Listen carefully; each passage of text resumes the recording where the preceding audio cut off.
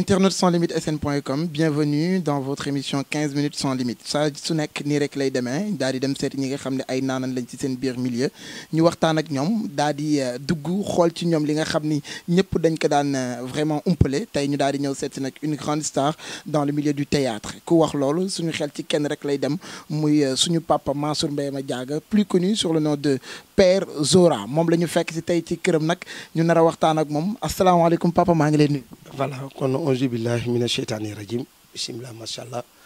laa xawla wala xawta illa billah azim maa ngi lay fay di nuyu waa addina bi yëpp. d'accord alors gis nga nag Père Zora moom la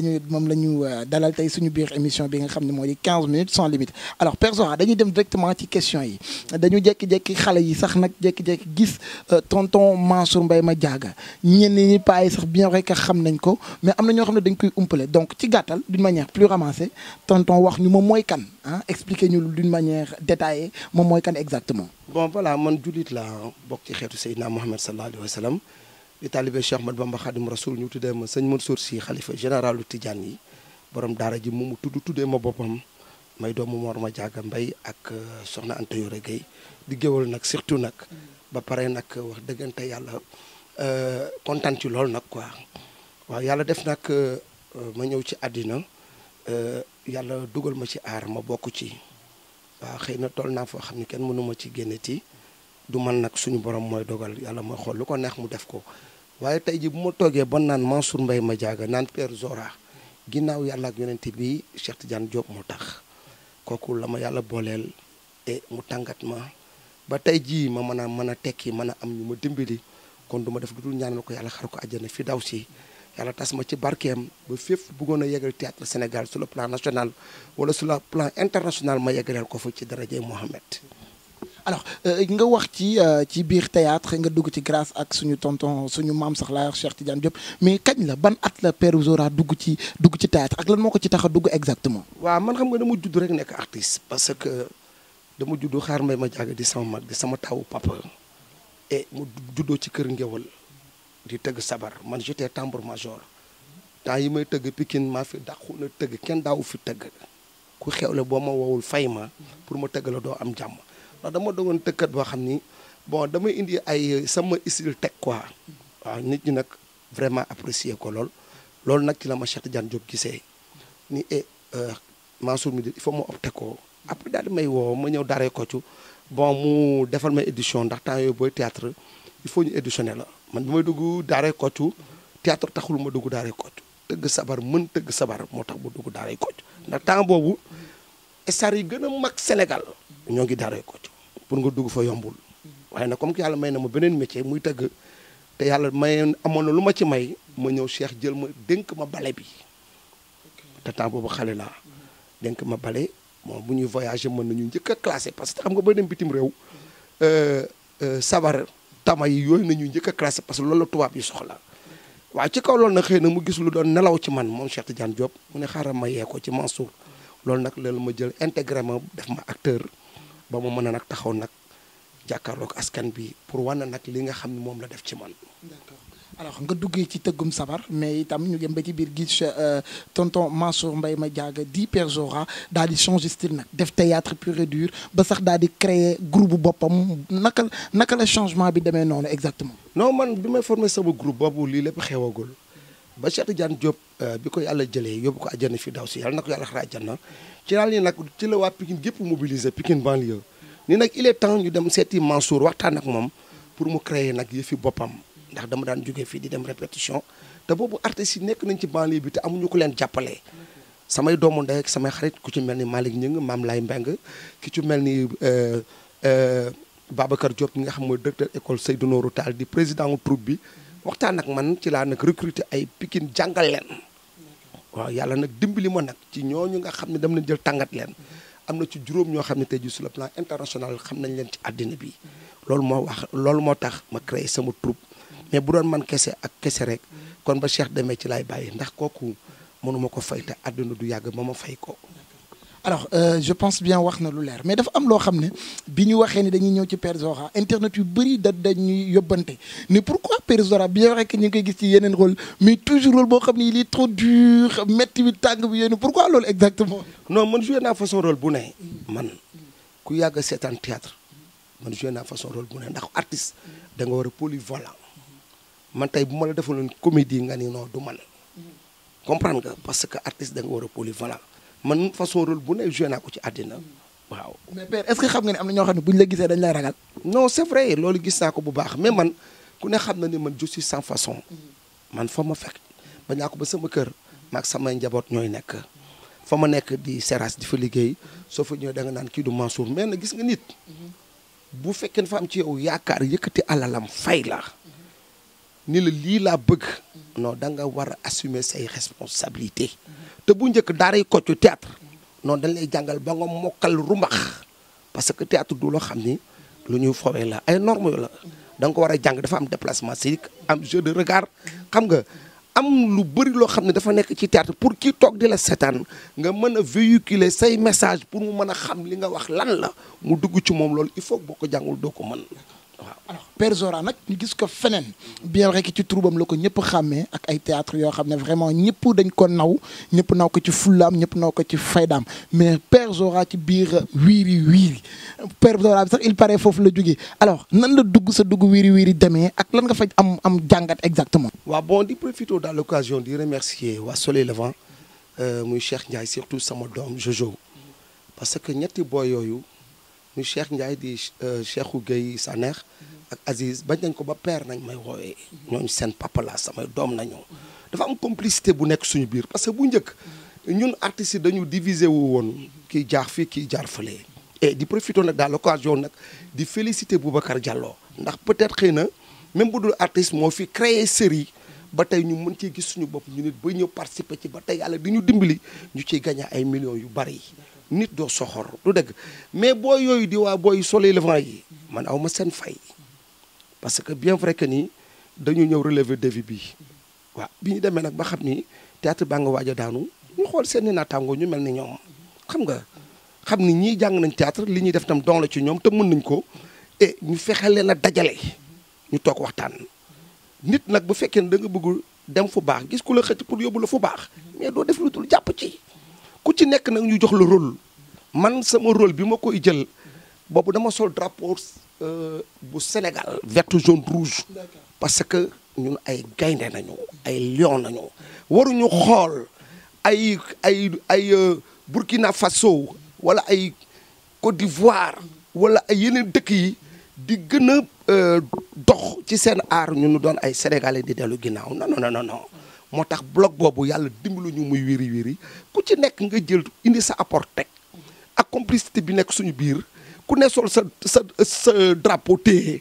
et ñu fexe nag ba yàlla suturaal ñu ba ñu relever défi bi xam nga loolu moo waral bi ma ñëwee wiri wiri sama rôle ma def ci li ma mënul. mais ci biir wiir yi dañu gis Père Zora nag ak ay couleurs vives ñu bëri di poser question Père Zora boo gisee couleur am automatiquement da nga naan mais qu'est-ce qui se passe exactement pourquoi choix boobu noonu. non c'est-à-dire Sénégal il faut nga innover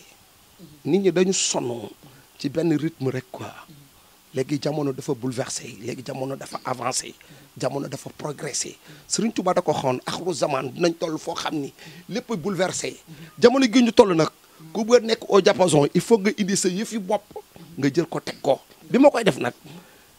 ak rigal bi ma ci àndoon nag lépp la ma ca daan fekk nag man ma ko wax kenn dama daan pare sama faar yi di metti sama famille parce que ni mu daan joué damay dépasser énergie bu bari mais loolu lépp ma doon def pour jaamu yàlla la parce que dama bëggoon a xoolu doomu aadama yi sedd moo tax ma def ko waaye bi mu amee nag sant naa ci yàlla ndax yàlla doon na mu njukkal ndax ci wéri wéri ndax wax dëgg yàlla dem naa ci fu ne barki dem rek laa jógee fu ne dem naa ci xam nga kon moo tax li olof naan seul le travail paye mooy dëgg nit lu mu nekk di liggéey na fexe ba jël ca paie wala mu jël ca dës te bañ caa jël ndare.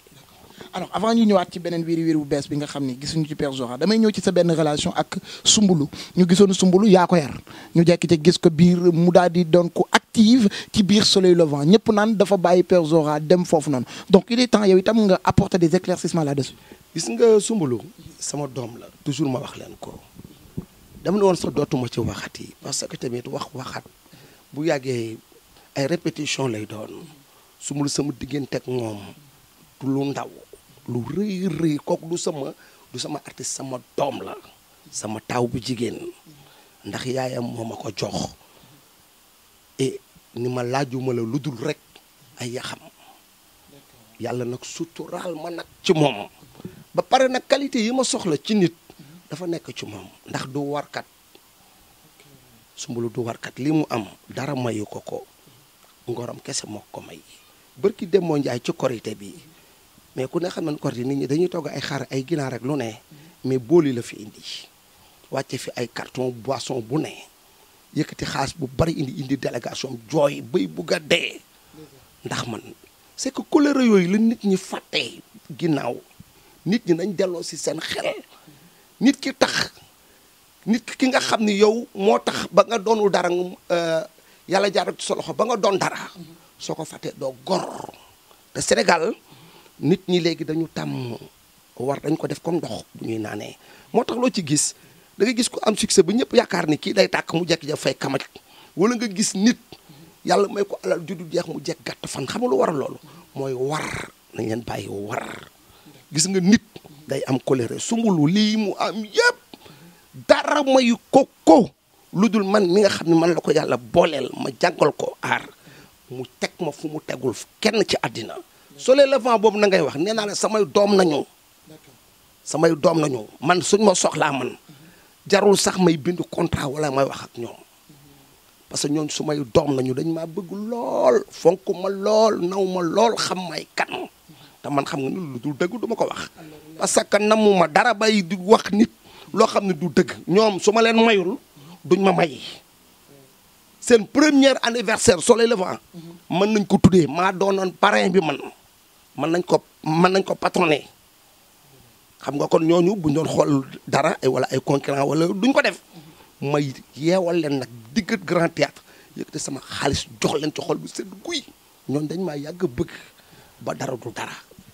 Je pense bien que de côté Soumboulou bi moom leer na naññi te képp ku ci doon am loo ci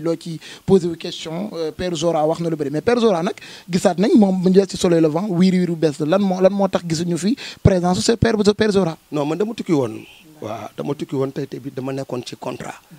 mais contrat bi jeex na ci kattanu borom bi nee naa la ñooñu mag ñoom meew la ak suukar xooy rek naan barki Serigne Touba Mbacké amul dara lu nekk ci sama diggante ak ñoom su ma neexoon du ma xaar sax ñu woo ma maa ngi ñëw caméra bi tiim ma def li may def dem sama ñoom parce que du xaalis laay ànd ak ñoom ay millions yu bëri nañ ma doon fay mais toog naa presque 1 an boo xam ne lu ñu ma fay dama ko jox jaam yi kon nga xam ni xaalis boolewu ma ak ñoom ñooñu su may rek yoonu xam ni seen personnalité seen dignité moo tax may ànd ak ñoom ay boo yoo xam dañoo ba maag ñoom dañoo bokk ci ko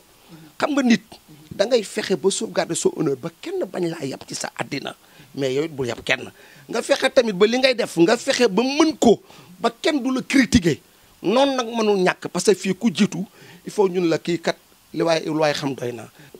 jeex na Père Zora relation ak Pape Diouf parce que gis nañ récemment foofu nga xam ne moo di méga enjoy bu Pape Diouf gis sa Père Zora dañ nañu benn instant dañu mel ni ku nekkoon ci lu met parce que dañu gis mu nekk ak pression jege scène bi sa relation ak Papa Diouf. kooku suma doom la moo ñëw dénk ma boppam man artiste yi jaar sama loxo bëri na de Ndongo Lo jaar nañ ci sama loxo Yves Nia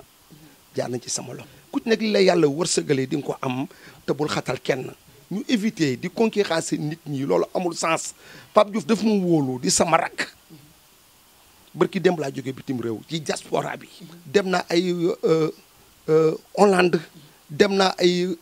Belgique fu nekk dem naa fa pour lijjanti waxtaan nag diaspora bi pour ci Bercy bi nga xam ne moom la Pape Diouf di waajal te loolu lépp boo amee c'est grâce à cër bi mu ma jox ak fi mu ma teg nit nag bu la wooyee ni la kat grand sama mag nga te wax dëggante yàlla li may def doy nga ma ci yow tamit boo dee gor war nga ko jàppale à 100% te Pape Diouf nag dafa neex a jàppale ndax xale dafa yaru xale bu yaroo nag il faut que mag respecté ko xale boo xam ni mënoon na ni artiste la mën naa woy mais dafa complexé sax ndax yar billaay wallaay talaahi dafa complexé ndax yar yàlla moo ko kii rek muy way nii mais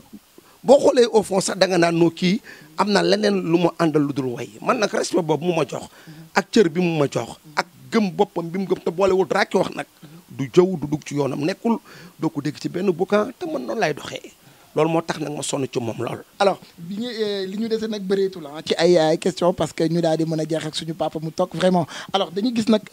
Père Zora léegi série yi ñoo occupé place yi au début théâtre nga des da nga daan yàkkamti mardi jot sax ba nga dem ci seetaan théâtre gisoon ni théâtre léegi dafa commencé sooxe série yi jël place am ak nan nga jàngatee série yu bëri yi léegi. non c'est normal nag addina su doxee léppay dox bon nañu yaatal nag xale yi parce que liggéey bu doxee ñëpp ciy ñëw tey bu njëkk journalisme yombul woon bu njëkk animateur de la télé wala rajo yombul woon mais léegi ku nekk nga koy def parce que nit bu toogee ba opté dara bëgg ko ak jamono gi ni mu jaxasoo mu ñëw di ci am dara lu muy gagné rek ñu jox ay waajuram wala di ci tedd wala moom mu changé fexe leen ba xam ne kon liggéey boo baax na ñun suñu liggéey moo baax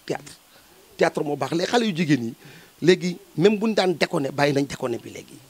koo ci gis mu ngi concours greffage bu cher yëre bu rafet bu génnee xam nañ ko mu correct jaamu yàlla boobu rek ñuy def ci suñuy métier ñun war naa tax ñu yaatal leen ba lépp yaatu bu njëkk nag télé yi bëriwul woon c'est normal RTS kese moo fi nekkoon daara ko ci du doxal ak jamono yi tey il faut que ñëpp toog pour seetaan artistes yi mais bu jamono avancé nit bëgg liggéey gën a dox il faut que tamit série yi quoi demee nii série yàqaluñu dara mais xale yi nañu gën a dem rek gën a jàngat nag bu baax parce que tamit wax dëggante yàlla du ay sañse yu gàtt moo tax wala lu sexy wala dara mais message yi tamit yi ñuy jàllale pour nit ñi tam mën ci jariñu loolu tam am na solo trop quoi. équipe nationale daal di nañ koy éliminer ci coupe du monde de Russie 2018 ban appréciation la ci Père Zora am. waaw métti na woon nag trop quoi parce que très sérieusement nit ki comme ni ma ko waxee rek quoi depuis Japon nañu waroon a gagné contre Japon bon bi ñu Japon rëccee dama seetaan nii rek pour la forme mais amoon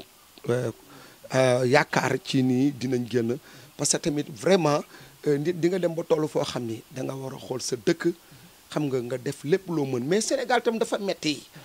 parce que buñ la convoqué wul mën nga yàqal nit wala jour bi neexu la nga am ay détails yoo ciy dugal dañu war a bàyyi loolu waaw loolu daal mooy problème bi quoi. alors fi muy jeexalee ak yow nag mooy gis nañu maintenant théâtre bi dafa xaw a sooxe artistes yi di diriger seen moromu artistes yi état bi tamit est-ce que nam ca war a defee moo ngi ko ciy defee lan la Père Zora di wax en tant que acteur. waaw état balaa def ci artiste dara day gis artistes yu ànd wane dara ba pare artiste da ngay wane preuve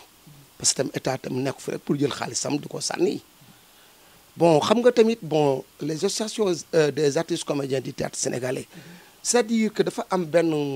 kuréel gu fi nekk depuis temps wu Senghor ba léegi Senghor Abdou Diouf Ablaye Wade ba Macky Sall nekk fii mais prouvé wuñu mais dañu war a wàcc ñu def assemblée générale ñu woote xool ñi nga xam ne bu ñu jiitee artistes yi tekki ñu jëleen teg leen ci kanam mais c'est pas méchant loolu ci boppam dëgg la waxuma ko pour dara mais c'est la réalité xam nga ñun ñoo bokk ndey ñoo bokk baay mais nit boo nekkee ci dara pendant des années amul benn résultat bu ci am da ngeen war a woote assemblée générale ñu def xool ñeneen bu ko defee changement am ci théâtre bi ndax actuellement liggéey yëpp ñoo barkeel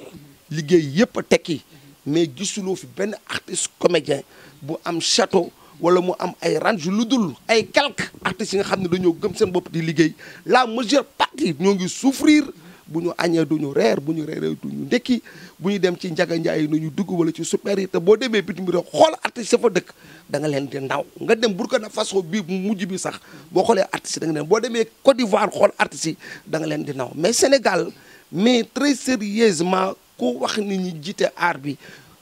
dox na dañ leen di nax il faut que ñu tamit ñoom am ngor bu toll ni que xam ni ba ñu jiitee art bi léegi dafay yàgg ñu wàcc xajal ñeneen ñu toog comme ça art bi mën a dox. merci beaucoup encore une fois plus papa ma bàyyi la nga tàggatoo nag léegi. waa di sant yàlla du julli wax ci yonent bi rek te naan auzu billahi mina sheytaani rajim bisimilah macha allah la hawla wala quwwata illa billahi azim di sataat sama patron bu baax bi di Cheikh Tidiane Diop le meilleur scénariste au monde di ko ñaanal yàlla xare ko àjjana fu mu nekk yàlla na ko gënal fi mu jugee man lu ma mel ginnaaw yàlla ak yonent bi ci loxo Cheikh Tidiane Diop la ma yàlla jaarale ma koy sant di sant mbokkam yëpp di xamal ni que ba keroog may sangoo suuf ñaanu ma yàlla fàtte ko ndax nu ma mel ba tey ñëpp respecté ma jox ma sama cër jox ma sama gëdd fu ma neex dem ci monde bi c'est grâce à lui waaw. Merci beaucoup, chers internautes sans limite sn.com. C'était votre émission 15 minutes sans limite avec Père Zora, l'artiste hors pair, j'ose même le dire. Tey nag dañoo changé jóge ci musiciens yi ñëw ci théâtre kat yi parce que ñoom itam bokk nañ ci ñuy développer suñu réew. Je vous donne rendez-vous très prochainement sans limite sn.com la woon jaa ngeen jëf jaajëf waay.